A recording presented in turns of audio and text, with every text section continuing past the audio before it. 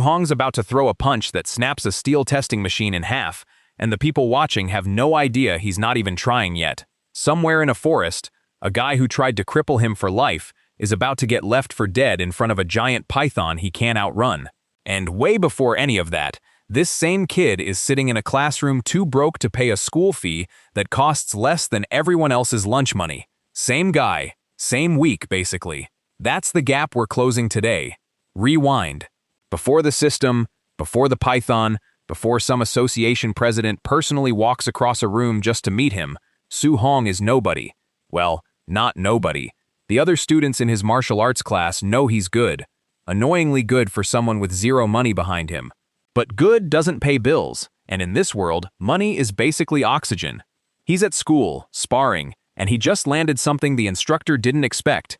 His Vajra fist technique just ticked up into what's called the micro level. That's not nothing. For a high schooler, that's actually impressive progress. Teacher Lee even pulls him aside afterward, and you can tell the guy respects him. But respect doesn't cover tuition.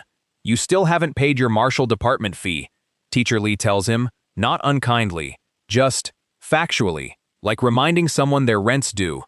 Hong doesn't have a clever answer for that. He just doesn't have the money. Simple as that. Here's the thing about this world. It's not normal modern Earth. Ferocious beasts are real, cities need protection, and martial artists are basically the only thing standing between regular people and total chaos. Being strong here isn't a hobby, it's survival infrastructure, which means training costs money, real money. Equipment, registration, medicine to recover from training injuries. None of it's cheap, and none of it's optional if you want to actually get strong. Hong wants to get strong. Badly. But we need to rewind a little further to get why. When he was a kid, young enough that he barely remembers it clearly, his parents died in a beast disaster, not passed away peacefully, killed by the exact kind of monster he's going to be hunting for sport later in this story. Which, yeah, sit with that for a second. His aunt and uncle took him in after that, and raised him like their own, except raised him doesn't begin to cover what they actually did. They sacrificed pretty much everything. Income, comfort, their own health, all funneled toward giving this kid a shot at a real future, and he knows it. That's the part that hurts. He's not oblivious. He sees exactly what it's costing them. Picture his uncle for a second. Not a fighter, not a martial artist, just a regular working man who took on a kid that wasn't biologically his and never once treated it as an obligation. He picks up extra shifts whenever they're available. Comes home tired in a way that goes past just physical exhaustion.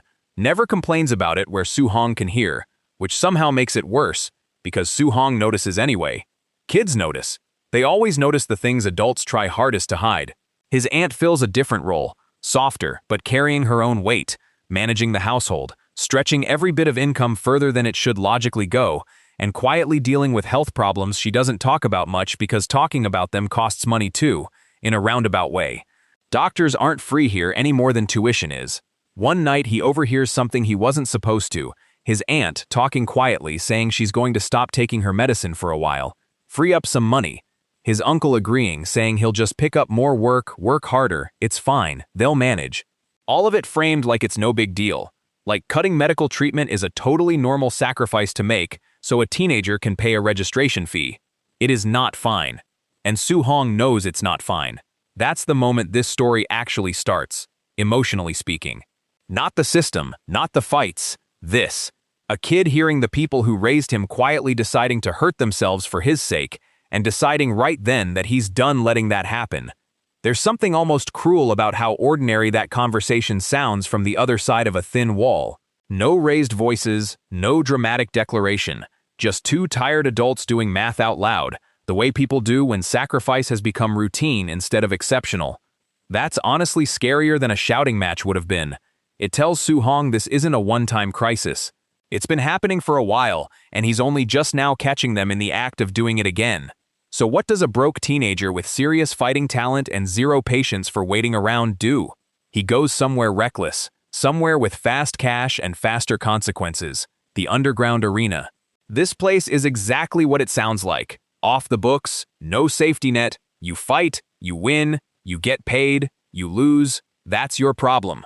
Hong shows up under a fake name, Minotaur, because showing up as yourself in an illegal fighting ring as a high schooler is generally a bad life decision. The arena itself has its own ugly little ecosystem, spectators betting on outcomes, an announcer who treats every brawl like the main event of the night, hyping up nobodies into temporary legends for the length of a single fight.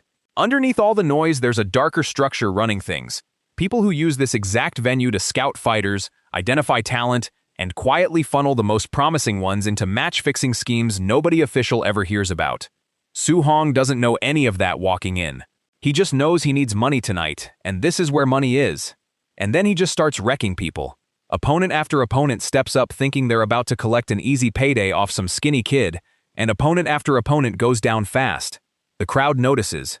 The announcer's having a blast calling it. Word starts spreading through the arena that this Minotaur guy is no joke. Eventually he gets to the final match, and the guy waiting for him is not what he expected. White Fox, officially just another arena fighter. Unofficially, way stronger than he's letting on, and working for a match-fixing operation that uses this arena to scout and recruit talent. The second they lock in, Su Hong realizes this fight is on a completely different level than everything before it. White Fox starts beating him down, hard. And mid-fight, instead of just finishing him, White Fox offers him a deal. Throw fights, work for the organization, make easy money playing along with the fix. Su Hong, even getting outclassed, even bleeding, says no, doesn't even hesitate. Bad move, in the short term, because White Fox doesn't take rejection well. He decides if Su Hong won't cooperate, he'll make sure Su Hong never fights again. Permanently. We're talking crippling damage, the kind that ends a future before it starts. This is rock bottom. A kid who just wanted to help his family pay a school fee is about to lose his entire future to a corrupt fighter in an illegal arena nobody will even admit exists. And that's exactly the moment something inside him cracks open. A notification nobody else can see flashes in front of his eyes. A system, the martial arts system, fully unprompted, fully unexplained, just there. Attributes, stats, vitality, spirit, physique, a tab for martial techniques, something called martial value. It's a lot to process in 0 seconds while someone's actively trying to cripple you, but his body reacts before his brain even finishes catching up. He gets pulled into some kind of training space inside his own mind, and waiting for him in there are clones, perfect copies of techniques, perfect demonstrations, ready to fight him over and over with 0 risk and 0 real-world time cost. This is the actual engine of this entire story, by the way. Every impossible thing Su Hong does from this point forward traces back to this mechanic. He's not naturally outpacing years of training in days because he's just built different. He's doing it because he's got a machine in his head running combat simulations on repeat until mastery clicks into place. And it clicks fast. Techniques that should take years to refine start leveling up in what feels like minutes. He comes back out of that mental space, and from the outside, barely any time has passed at all. White Fox is still mid-attack, still thinking he's got a beaten opponent in front of him. He's wrong. Su Hong throws one punch. One. White Fox goes down like he got hit by a truck. Fight over. Just like that, the guy who was about to end Su Hong's future is the one lying on the mat, completely unconscious, completely humiliated, in front of a crowd that just watched the underdog erase him in a single hit. Think about what that single moment must have looked like from the crowd's side. They'd already mentally closed the book on this fight. Bets were probably settling. Somebody in the back was probably already collecting winnings off Minotaur loses. And then the entire temperament of the match flips in less time than it takes to blink. No build-up anyone could actually see. No visible struggle. White Fox just goes down, and stays down, and the arena goes from confident murmuring to dead silence in about half a second. Su Hong collects his winnings, slips out before White Fox's people can figure out who Minotaur actually is, and heads home with enough money to cover the tuition crisis. He hands it over to his aunt and uncle, very carefully not mentioning the part where he got it by nearly dying in an illegal fight club. They're thrilled. He lets them be thrilled. Sometimes a lie of omission is just kindness with extra steps. There's a quiet, almost funny tension in that scene too. His uncle and aunt asking gentle, hesitant questions about where exactly this money came from, and Su Hong giving answers vague enough to be technically true without being remotely the full story. They're suspicious. In the low-key way people are suspicious of good news they badly want to believe. But they choose to trust him anyway, because trusting him is easier than imagining what the alternative might actually be. There's also something worth noting about how the school itself treats Su-hong during this stretch, before anyone has any reason to suspect what's actually going on with him. Teacher Lee genuinely likes him. That much is clear from how he handles the tuition conversation. He's not cold about it, he's not dismissive, he's just stuck inside a system with rules he doesn't have the authority to bend, no matter how talented the kid in front of him clearly is. That's its own quiet kind of injustice running underneath the bigger one. Talent alone has never been enough in this world. It never gets to just speak for itself without money clearing the way first. The principal, similarly, starts this story viewing the school through completely ordinary administrative eyes. Fees, registrations, equipment budgets, the usual grind of running an institution. He has no reason yet to suspect that buried somewhere in his student roster is a kid who's about to outgrow everything the school has to offer within a matter of weeks. That gap between institutional perception and Su-hong's actual trajectory is going to keep widening for a long time before anyone in an official capacity catches up to it. But here's where it gets fun. He's not done. Now that he's got this system sitting in his head, he starts actually exploring what it can do. That's when he discovers martial value properly, basically currency for self-improvement, earned through victories, spendable on raising his core stats, vitality, body, spirit, the whole package. He starts pouring his winnings from the arena straight into upgrading himself, and almost immediately it shows. Like, immediately. Back at school, during a routine strength test, he goes to demonstrate his improved striking power on the combat testing machine. Completely normal equipment, built to handle normal student punches. It does not survive. He absolutely destroys it. One hit, machine's done. And here's the kicker. Somebody else ends up taking the blame for it, because nobody in their right mind would suspect the broke kid who couldn't even pay his fee last week of suddenly punching machinery into scrap metal. Dramatic irony alert. We know exactly why this kid is suddenly punching through steel. Everyone around him is still operating on completely outdated information. This pattern, Su-hong quietly being insane, everyone else having no idea why, is going to repeat constantly. Get used to it because it's the best part.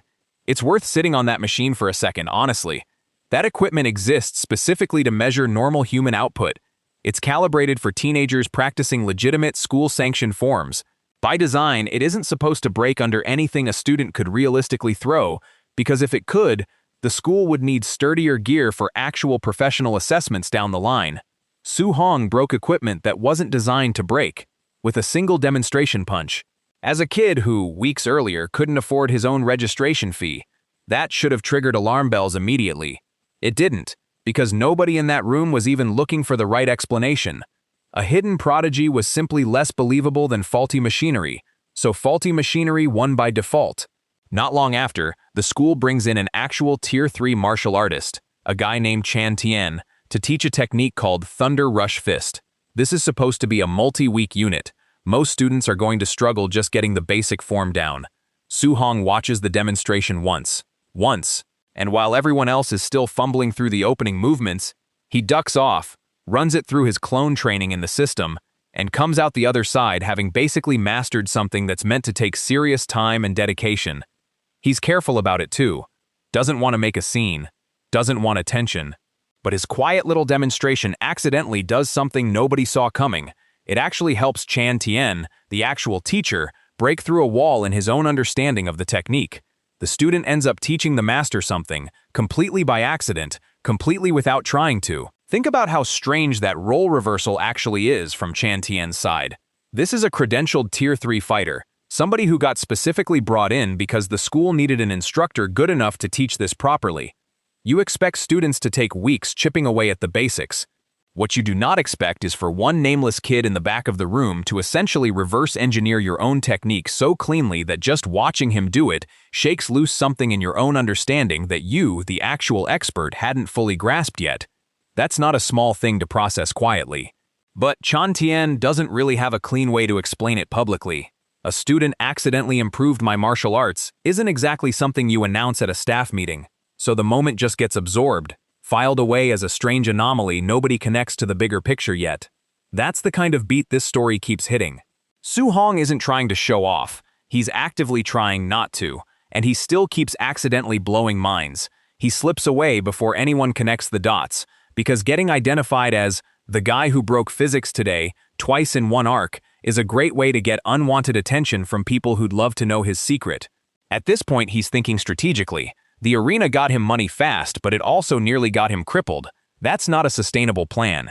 He needs another way to build martial value that doesn't involve underground fight clubs and corrupt match fixers threatening his life. So he turns his attention to a dojo. Dojos here aren't all created equal. Quality varies wildly. Some are legit, some are just guys collecting fees and teaching nothing useful. But this one's got something worth learning. A spear technique. Su Hong watches it demonstrated. One time. You already know what happens next. Straight into the system, clone training does its thing, and suddenly he's got a technique most disciples spend months grinding toward, and he's got it after a single observation. There's a disciple at this dojo named Li Yan. Classic arrogant rival type, looks down on weaker students, thinks his seniority means something, the whole deal. He ends up sparring against Su Hong, fully expecting to put the new guy in his place. Instead, he gets thoroughly, completely outclassed. Not a close fight. Not a respectable loss. A total beatdown that leaves Li Yan emotionally wrecked, staring at the kid who just dismantled him without breaking a sweat. The dojo instructor, who initially had that same arrogant energy, watches this happen and does a full 180, drops the attitude, disciplines his own student for the disrespect, and starts genuinely praising Su Hong instead. There's something genuinely satisfying about watching that instructor's posture change mid-scene. A guy who'd built a chunk of his teaching reputation around defending his top student suddenly has to publicly eat his own pride in front of the same students who've been watching Li Yan strut around acting untouchable. No excuses offered. No qualifiers softening the blow. Just a flat public admission that the new kid is simply better. Full stop. Li Yan doesn't get a redemption arc out of this. He just gets crushed and has to sit with it in front of everyone who used to be intimidated by him. And the best part? Su Hong walks away from that fight with martial value in the bank, and his body fully intact. No corrupt fighters trying to cripple him, no shady deals, just a clean win that actually moves him forward. He's starting to figure out the formula. Find strong opponents, beat them cleanly, bank the rewards, repeat. So he sets his sights on the next logical step, hunting. Worth pausing here too, because the way Su Hong approaches money across this entire stretch of story says a lot about how his mind actually works. He doesn't treat the arena win as a solved problem. He treats it as proof of concept, evidence that strength translates directly into security for the people he loves, and that the system gives him a repeatable way to keep generating that strength. Most underdog protagonists in this genre stumble into power and just ride the wave. Su Hong audits it. He weighs risk against reward at every single stage, abandons the arena the moment it stops being worth the danger, and pivots toward the dojo and wilderness specifically because they offer the same upward trajectory with a fraction of the exposure. That's not just talent driving this story forward. That's genuine strategic thinking, arc after arc. The wilderness outside the city is full of ferocious beasts. The same category of monster that killed his parents, by the way, which makes every hunt feel like it's carrying a little extra weight, even if the story doesn't dwell on it. Different beast tiers pay out different rewards, but you've got to bring proof, specific body parts, to actually collect. Su Hong heads out, and the early hunts go about how you'd expect at this point in the story. Smooth. Lower-tier beasts barely slow him down. He's racking up kills, racking up martial value, and he's getting close, really close, to crossing the threshold into officially becoming a true martial artist instead of just a talented apprentice. There's a kind of rhythm to those early wilderness days worth noticing too. No crowd watching, no rival to outshine, just Su Hong, the terrain, and a steady stream of beasts that simply aren't strong enough to give him real trouble anymore. It's the closest thing to a calm stretch this story offers, and naturally, that calm doesn't last. Then he runs into something bigger than anything he's fought solo so far. A giant python, black jade python to be specific, and it's already locked in combat with a group of other martial artists when Su Hong stumbles across the fight. Most people would back off from a battle already in progress against something that size. Su Hong doesn't. He jumps in, and between his contribution and the existing fighters, they manage to land serious damage on the thing, wound it badly, push it right to the edge. But before anyone can finish the job, a familiar face shows up to crash the party. White Fox. Same guy from the arena. Same guy Su Hong knocked out in one punch. And he's brought backup. because apparently getting publicly humiliated by a teenager wasn't enough to teach him to stay away. This is exactly the kind of cliffhanger you don't want to leave hanging. A half-dead giant monster, a vengeful rival with a grudge and reinforcements, and Su-hong caught in the middle of both. Which is precisely where things pick back up.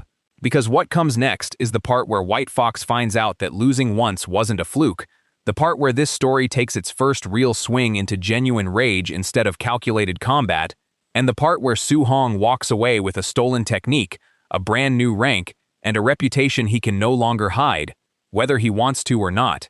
White Fox doesn't waste time on speeches this round. Last time he underestimated Su-hong and got knocked out cold for it. He's not about to make that mistake twice. He's brought a full group with him, and the math is simple and brutal. One teenager, half-dead giant python still thrashing nearby, and a pack of fighters who all want him dead before he can tell anyone what really happened in that arena. Su-hong clocks the numbers immediately. This isn't a fight he wins standing in the open, trading blows with everyone at once, no matter how strong he's gotten. So he doesn't try to be a hero about it. He runs, not away, into the trees. The forest becomes his weapon.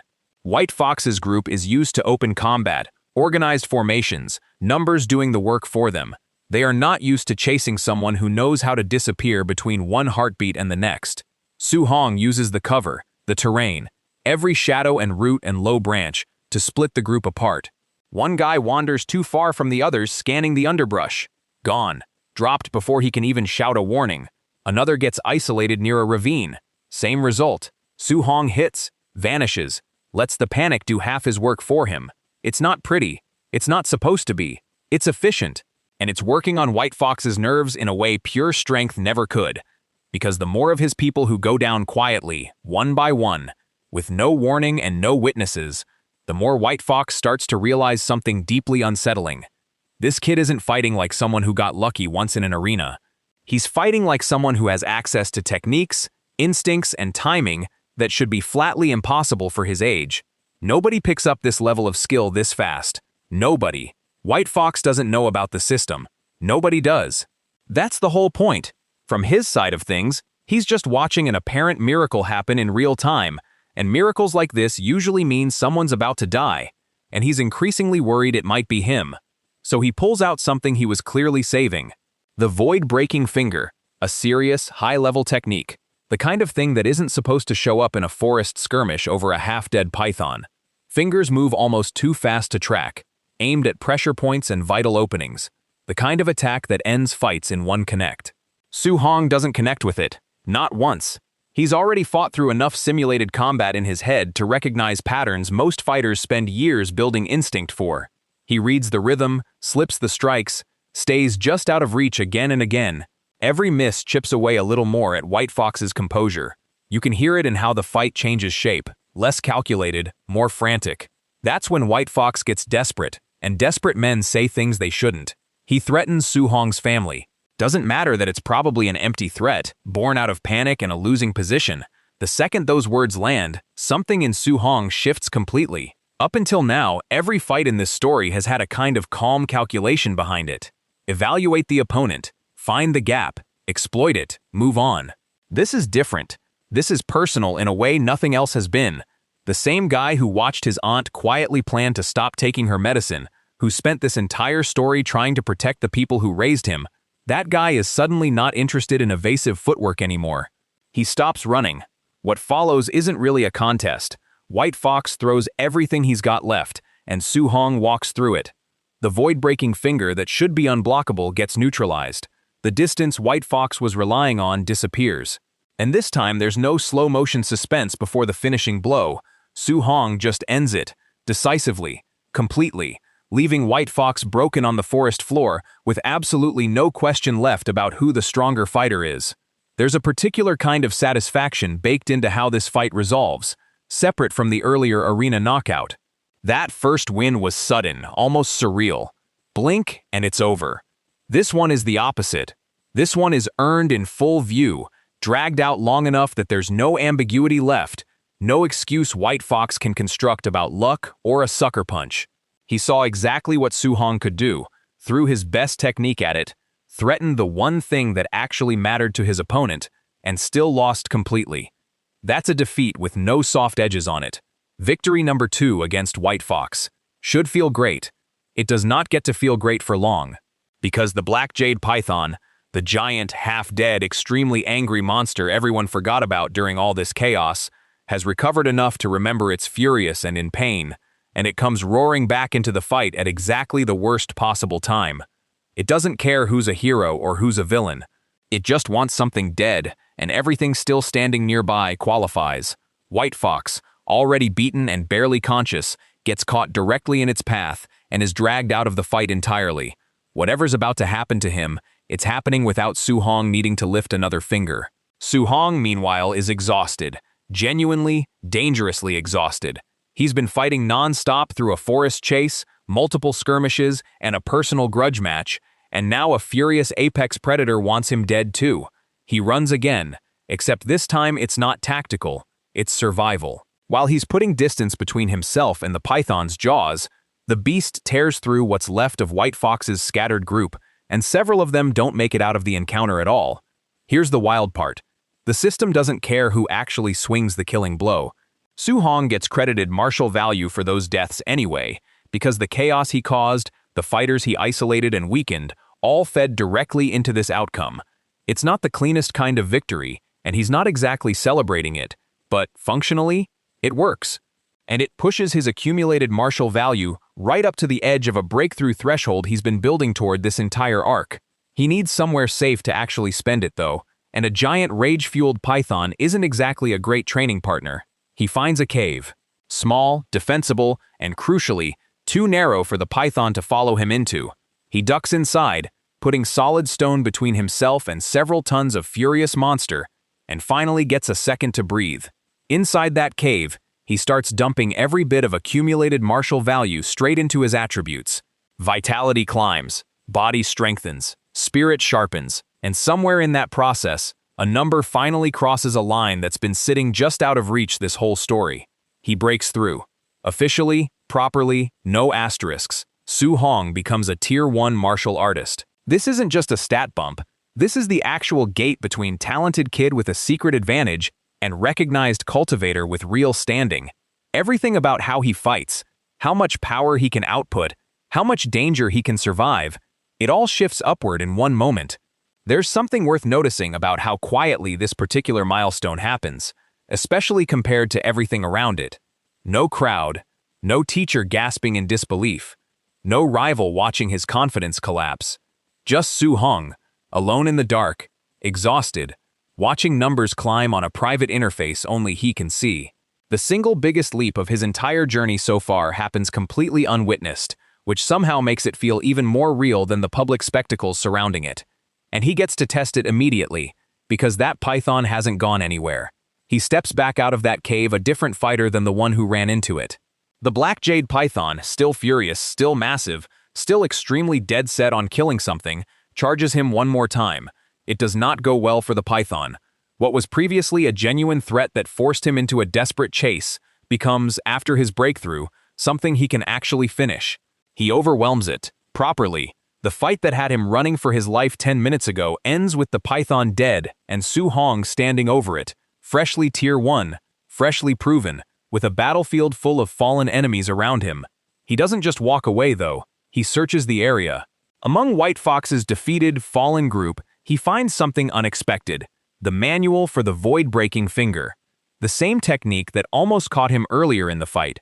Most people in his position would grab it and immediately bolt, especially with a martial artist base nearby that's going to want answers about all these bodies. Su Hong, instead, decides to stick around. He stays in the area, hunting, recovering, and quietly running that manual through his system's clone training over and over. Days pass out there in the wilderness, and by the time he's ready to head back to civilization, the technique that was almost the thing that ended him has become something he's fully mastered himself. There's a kind of quiet boldness in that choice that's easy to skip past. Staying in a forest littered with bodies, near a base that's going to start asking questions any day now, just to grind out mastery of a stolen manual, that's not the move of a kid playing it safe. It's the move of someone who's already learned, again and again, that opportunities like this don't come around twice, and that the risk is worth it if it means walking away permanently stronger instead of just temporarily richer. Then he heads back to the martial artist base. And this is where things get complicated in a different way. He's not just walking in with a story to tell. He's walking in with an absolutely enormous haul of monster trophies, proof of kills that, frankly, shouldn't be physically possible for a student his age to have collected. People notice immediately. Word spreads fast. The bounty he's claiming doesn't match anything a kid his age and rank should reasonably be capable of. Staff at the base start whispering before he's even finished unloading everything. Veteran hunters who've spent years building up their own trophy counts are looking at a teenager's haul and quietly doing math that doesn't add up using any framework they're familiar with. Nobody confronts him directly yet. The numbers are too strange to immediately accuse anyone of anything, but strange enough that people start paying very close attention to exactly who this kid is and where he came from. It's a strange kind of attention, too. Not hostile yet, just deeply confused. A few of the older hunters actually ask him directly how long he's been out there, half expecting him to admit the haul was collected over months, not days. When the timeline doesn't match the math, most of them just quietly decide not to think about it too hard, because the alternative explanation is harder to accept than simply not asking. And underneath all of that quiet attention, there's a much bigger problem building that Su-hong doesn't see coming yet. White Fox didn't walk out of that forest, and White Fox has family. Family with real authority, family who's about to notice their nephew never came home, and family who's about to start asking very pointed questions about a stolen B-rank technique manual that vanished right around the same time he did. Su-hong thinks he's walking back into civilization with nothing but a win to show for it. He has no idea that the hardest part of surviving this entire wilderness arc might not have been the python or White Fox at all. It might be what's waiting for him back at the base, in the form of an investigation he hasn't even realized has started yet. That's exactly where things pick back up. Turns out White Fox didn't survive that python encounter, and his uncle, a man with real authority at the martial artist base, wants answers. He locks the entire base down, investigates everything. Two things are missing and unaccounted for: his nephew and a B-rank martial technique manual that should have been recovered with the body. The dots are not hard to connect, and very quickly, Su-hong finds himself sitting squarely at the center of a murder and theft investigation he very much does not want to be the center of. This is genuinely tense. He's a hidden genius nobody fully understands yet, sitting in front of furious, suspicious authority figures who have every reason to suspect him and absolutely no proof. Because that's the thing. He hid the manual well. Really well. The search comes up empty. No technique, no smoking gun, nothing solid enough to pin on him beyond suspicion and circumstantial timing. And here's the part that's honestly a little funny given the stakes. Instead of slinking away grateful just to avoid punishment, Su-hong actually pushes back. Negotiates compensation for the inconvenience of being locked down and searched like a criminal with zero evidence against him. He walks out of that interrogation not just cleared, but with extra money in his pocket. There's a confidence to that move that's worth slowing down on. Most people, even innocent ones, get rattled sitting across from authority figures, convinced they're guilty of something. Su-hong doesn't crack. He reads the situation correctly from the start. They're angry, they're grieving, but they don't actually have anything, and bluster without evidence isn't a real threat. Pushing for compensation isn't recklessness here, it's him correctly identifying that he holds more leverage in that room than anyone questioning him realizes. That's Su-hong in a nutshell at this point in the story. Survive impossible odds, come out the other side somehow even more ahead than when he started. With his martial value reserves and the rewards from this whole wilderness arc, he pours everything into his attributes again. Physique, vitality, spirit, all climbing steadily. He's strong enough now, confident enough now, to do something he's been building toward this whole time. Officially take the Martial Artist Association examination. This is the real deal. Official registration, official recognition, the kind of status that actually matters in this world instead of underground arena rumors and dojo gossip. His vitality score alone already clears the passing threshold before the test even properly starts. He's trying, genuinely trying, to hold back during the physical assessment, because showing up and casually breaking the testing equipment is generally not how you want to introduce yourself to an official institution. He fails to hold back enough. The combat power testing machine, the same type of equipment he already wrecked back at school, takes one hit from him and gives out completely. Association staff who've probably administered hundreds of these exams stand there in stunned silence, staring at broken machinery and a teenager who clearly has no idea how strong he actually is. There's a kind of dark comedy in watching this happen a second time. Back at school, the destroyed equipment got quietly blamed on someone else. No questions asked, because nobody's worldview had room for the actual explanation. Here, at an official association testing site, staffed by professionals whose entire job is evaluating exactly this kind of output, there's nowhere to hide the result behind a shrug. The machine's broken. The kid standing next to it is the only possible cause. And this time, there's no convenient scapegoat standing nearby to absorb the blame. Word of that travels fast through the building, fast enough that the president of Star City's Martial Artist Association herself, Wu-Ling Xian, decides this is worth handling personally instead of leaving it to her staff. She comes to meet him directly. And unlike basically everyone else in this story so far, she doesn't need convincing or a dramatic demonstration to take him seriously. One look at the broken equipment, one glance at his results, and she immediately recognizes what she's looking at. A genuinely extraordinary, completely unprecedented talent that's apparently been hiding in plain sight this entire time. There's something refreshing about her reaction, compared to nearly everyone else who's encountered Su Hong's results so far. Teachers assumed faulty equipment. Dojo instructors assumed arrogance before being proven wrong. Base investigators assumed guilt before coming up empty. President Wu skips all of that. And she doesn't need to be talked into believing what she's seeing.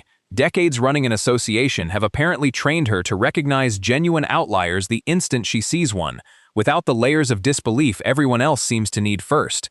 She doesn't waste the opportunity. Right then, she starts personally teaching him things school never could: guidance techniques, elemental affinities, the deeper layers of cultivation that exist way beyond basic martial arts forms.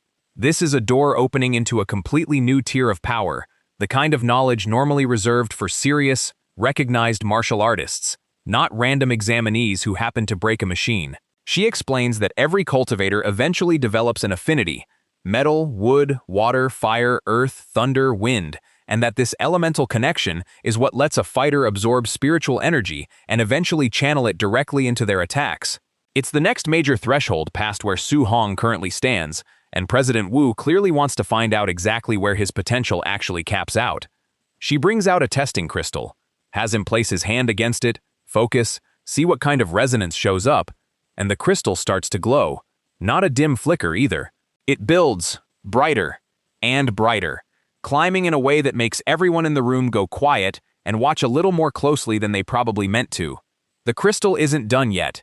It keeps pulling brighter, past the point where most readings settle, past the point where the technicians standing near the back of the room stop pretending they're not staring. President Wu doesn't move. She's seen plenty of talented kids walk through these doors over the years. Kids who could push a needle, kids who could light up half the scale and earn themselves a decent placement in a respectable sect. This is different math entirely, and she knows it the second the glow crosses thresholds she usually only sees written about in old assessment records, not standing in front of her in a teenager's body. One of her assistants leans in and quietly asks if the crystal's malfunctioning. She doesn't answer right away. She's too busy doing the kind of recalculation in her head that happens maybe once or twice in a career, the kind where you quietly accept that everything you assumed about a person's ceiling 5 minutes ago was wrong. Su Hong, for his part, has no real frame of reference for any of this. He doesn't know what a normal reading looks like. He doesn't know that association staff with decades of experience are currently recalibrating their entire understanding of what a first-time examinee is supposed to produce. To him, it's just a rock getting brighter while a room full of strangers goes quiet in a way that makes him slightly uncomfortable. That contrast is the whole story in miniature, honestly. Everyone around him keeps having their expectations detonated in real time, and he just keeps standing there a little confused about why everyone looks so stunned. Let's actually rewind and sit inside a few of these earlier beats a little longer, because speedrunning past them undersells just how absurd some of these moments actually were in the room. Take the underground arena fight against White Fox, for instance. From the outside, all anyone saw was a brutal beatdown followed by a single punch that ended it. But inside that exchange, there's a version of events most people in the crowd never got to appreciate. White Fox wasn't just toying with him for fun, he was systematically testing him, probing for weaknesses, the way someone scouting talent for an illegal organization would. Every strike he landed wasn't random violence, it was data collection.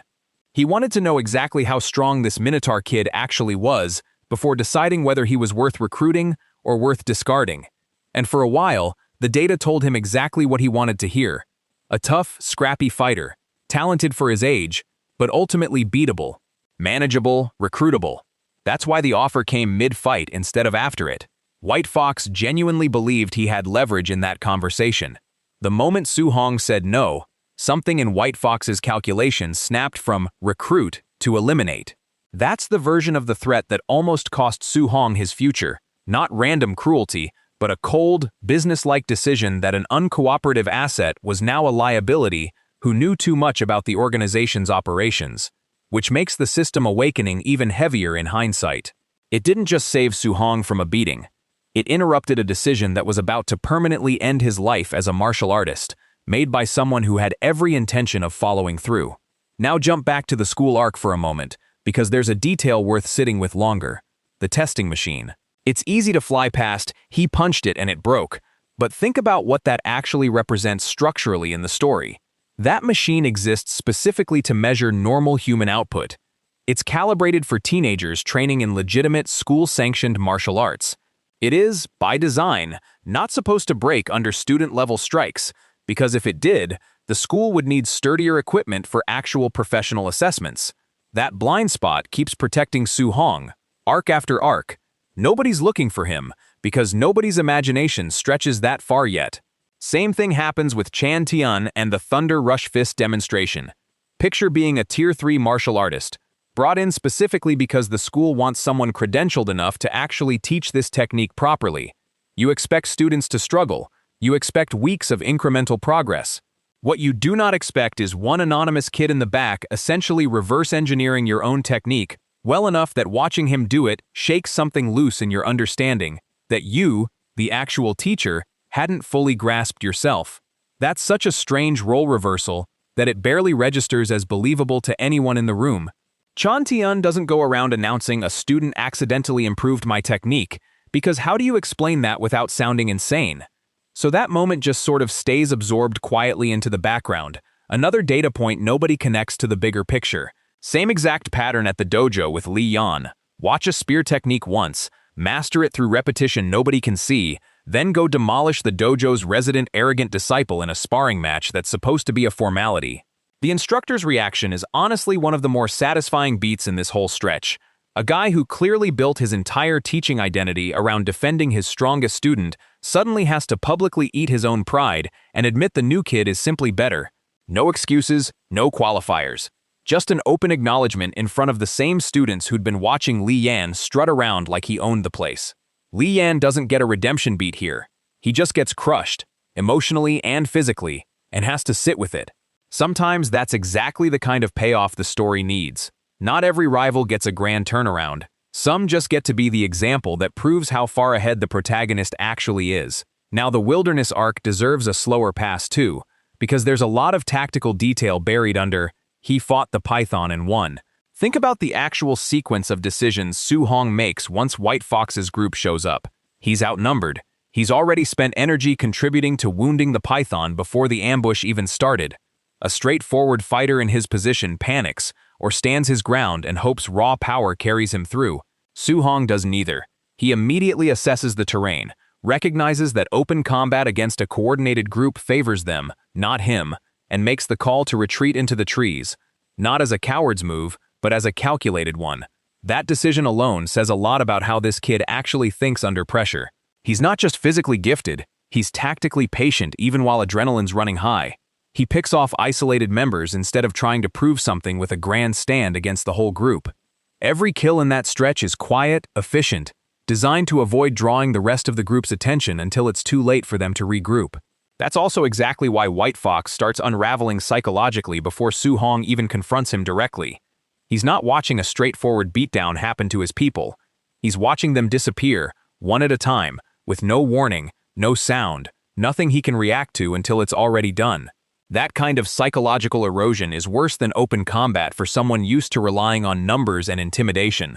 The family threat changes everything about the fight's texture. Up to that point, Su Hong's combat style has been almost clinical, assess, exploit, move on. The second White Fox threatens his aunt and uncle, that clinical detachment evaporates. This is the only real moment in this entire stretch of story where Su-hong stops thinking like a strategist and starts fighting like someone who's been pushed past a line he didn't know he had. It's a meaningful tonal shift because it shows the audience exactly what actually matters to him, not pride, not reputation, not proving himself. His family. Full stop.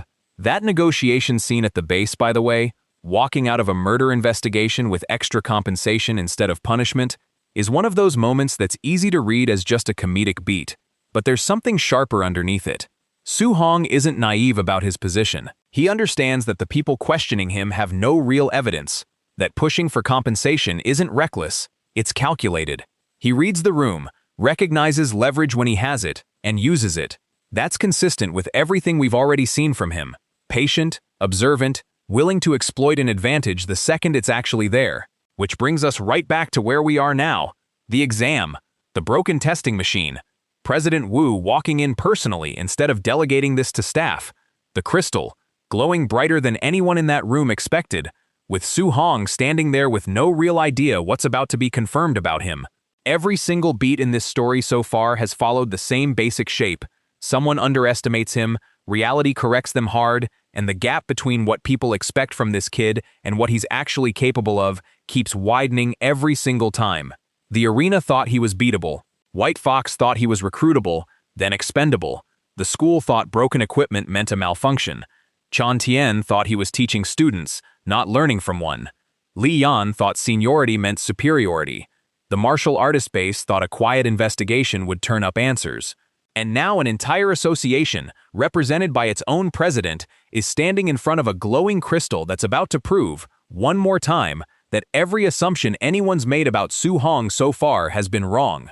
There's a wider pattern worth naming here too, something that ties this whole story together underneath all the individual victories. Every single arc, the arena, the school, the dojo, the wilderness, the investigation, now the exam, follows the exact same emotional shape. Su-hong starts each one boxed in by someone else's assumption about what he's capable of. And every single time, without exception, reality blows that assumption apart, and the people around him are left scrambling to recalibrate. That repetition isn't an accident, it's the entire engine of why this story keeps generating fresh dopamine hit after fresh dopamine hit, because the formula works, and it works specifically because the gap between expectation and reality never stops widening. It's also worth pointing out how consistently this story keeps its emotional center intact even as the power scaling explodes around it. Every major decision Su-hong makes, every fight he picks or avoids, every risk he takes, it all traces back to that one scene early on, overhearing his aunt and uncle quietly planning to sacrifice their health for his future. The arena fight happens because of that scene. The dojo and wilderness grinding happens because of that scene. Even his fury at White Fox's threat is just that same emotional thread getting pulled tight one more time. Strip away the system, the breakthroughs, the stolen techniques, and what's left underneath is a kid trying to make sure the people who raised him never have to sacrifice anything for him again. There's also something worth saying about how this story handles its antagonists so far, because it's a little different from the usual recap formula. White Fox isn't some cartoonishly evil villain twirling a mustache for the fun of it. He's a guy operating inside a corrupt system, doing exactly what that system rewards: scouting talent, eliminating liabilities, protecting an organization that clearly has more layers above him than we've seen yet. His teacher, the one running the match-fixing operation, is the real architect here, and White Fox is more like the most visible piece of a much bigger machine. That's part of why his repeated defeats land as satisfying without feeling like the story's solved its actual problem. White Fox going down doesn't dismantle the organization behind him, it just removes one piece, while the bigger threat, whoever's actually orchestrating things from above, stays completely untouched and largely in the shadows for now. The same goes for the family members investigating White Fox's death. They're not painted as unreasonable villains either. A man lost his nephew. He's grieving, he's frustrated, and he's doing exactly what anyone in his position would do, locking everything down, demanding answers, refusing to let an unexplained death just slide. The story doesn't ask you to hate him for that. It just lets Su-hong navigate around a legitimately difficult situation where the people questioning him aren't wrong to be suspicious, even if they happen to be wrong about how to prove it. That's a more layered approach than a lot of recap-style stories bother with, honestly.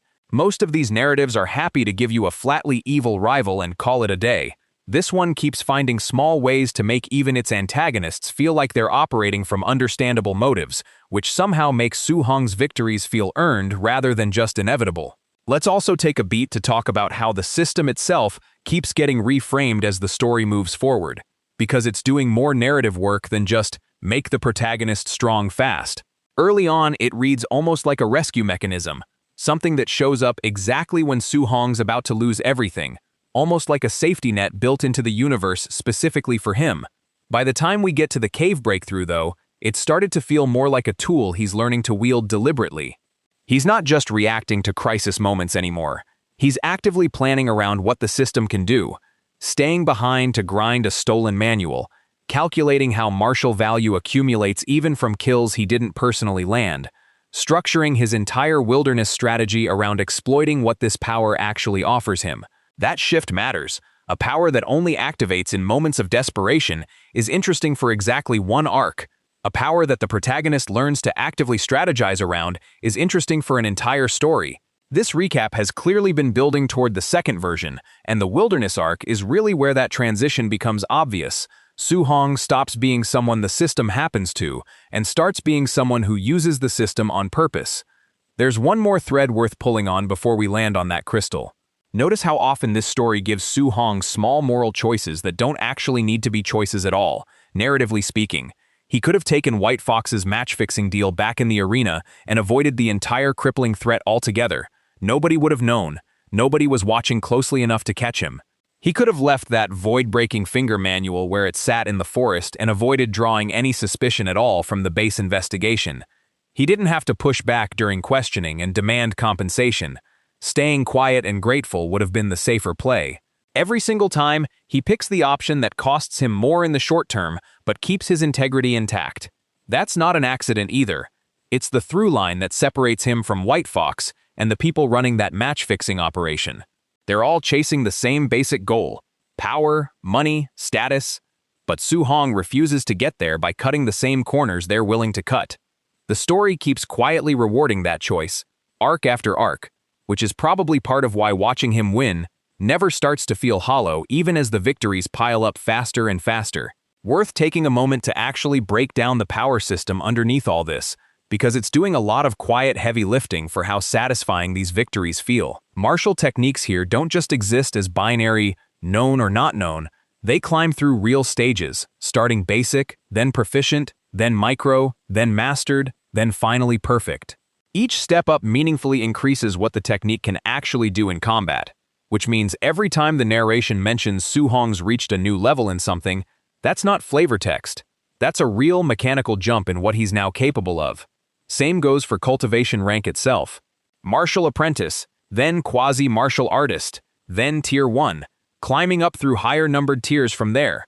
These aren't cosmetic labels either.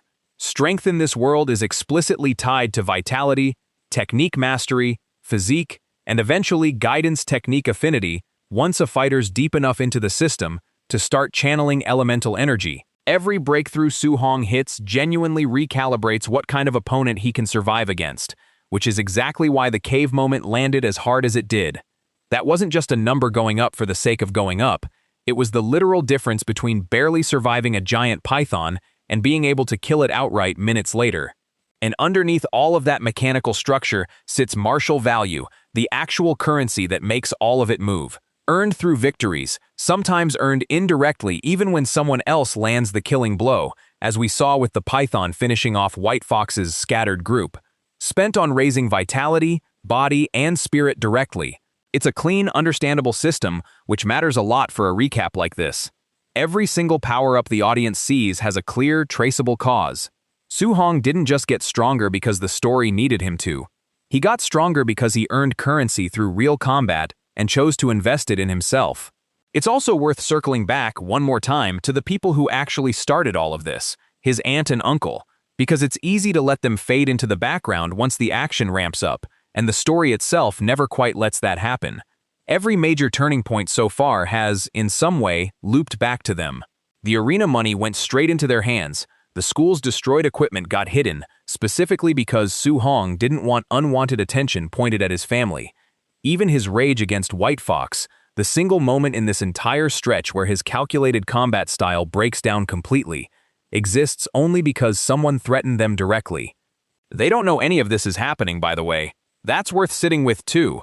As far as his aunt and uncle are concerned, he's just a talented kid, doing well in school, occasionally coming home with unexplained money and vague explanations they've chosen not to push too hard on. They have no idea their nephew is fighting giant pythons, surviving murder investigations, and getting personally recruited by the head of an entire martial arts association. The gap between what they believe is happening and what's actually happening keeps widening just as fast as the gap between everyone else's assumptions and Su Hong's actual power level. That's probably going to become its own kind of tension eventually. At some point, the version of his life he's hiding from them is going to get too big to keep hiding. But for now, that's a problem for a future arc. Right now, all that matters is a glowing crystal, a stunned room, and an association president who's about to find out exactly how far this kid's potential actually goes. It's worth stepping back for a second and looking at the bigger shape of everything covered so far, because the pacing has been relentless enough that it's easy to lose track of just how much ground this story's already covered. In the space of what's effectively a few in-story weeks, Su Hong has gone from a broke student facing expulsion over an unpaid fee to a fighter who's defeated a corrupt arena combatant twice, awakened a power nobody else has, mastered 3 separate high-level techniques most martial artists spend years chasing, survived a coordinated ambush, killed a beast strong enough to require multiple fighters working together, broken through to official martial artist status, walked away clean from a murder investigation, and caught the personal attention of the single most powerful authority figure in the regional martial arts system. That's an absurd amount of escalation for a short stretch of time, and yet none of it feels rushed in the moment, because each beat earns the next one. The arena gives him money, which gives him the system, which gives him mastery, which gives him the confidence to push into the dojo, which gives him a clean source of martial value, which sends him into the wilderness, which triggers the White Fox rematch, which forces the breakthrough, which produces the trophy hall, which triggers the investigation, which leads directly into the exam, which leads directly into President Wu, which leads directly into the crystal glowing in front of us right now. There isn't a single beat in that entire chain that doesn't directly cause the next one. That's the kind of structural tightness that makes a story feel inevitable instead of convenient. Every single escalation traces back to a decision Su Hong actually made, not coincidence doing the heavy lifting for him. It also explains why this recap, even compressed down into a single sitting, never feels like it's just rattling off a checklist of events. Every escalation is load-bearing. Pull out the arena fight, and the system never awakens. Pull out the dojo win, and Su Hong never builds the safe martial value cushion he needs before risking the wilderness. Pull out the forest ambush, and there's no Tier 1 breakthrough, no stolen technique, no trophy hall, no investigation, no exam, no President Wu standing in this exact room right now. It's a story built like a chain, not a checklist, and that's exactly why every new development hits as hard as it does. There's nothing wasted, nothing thrown in just to pad the runtime. Here's what we do know, looking back at everything that got him here. Weeks ago, he was a teenager who couldn't scrape together a school fee. He fought in an illegal arena under a fake name just to keep his aunt and uncle from sacrificing their own health for his education. He got nearly crippled for refusing to cheat, and instead of breaking, he found a power nobody else on the planet has access to. He turned a single demonstration into mastery, turned a forest ambush into a breakthrough, turned a murder investigation into a payout, and turned a routine entrance exam into a personal audience with the head of an entire association. And he's still just getting started. Whatever this affinity turns out to be, you already know it's not going to be the kind of thing that lets him quietly blend in anymore. The Hidden Genius Act has a shelf life, and that shelf life is running out fast. And from the look on President Wu's face right now, that shelf life might just have ended for good.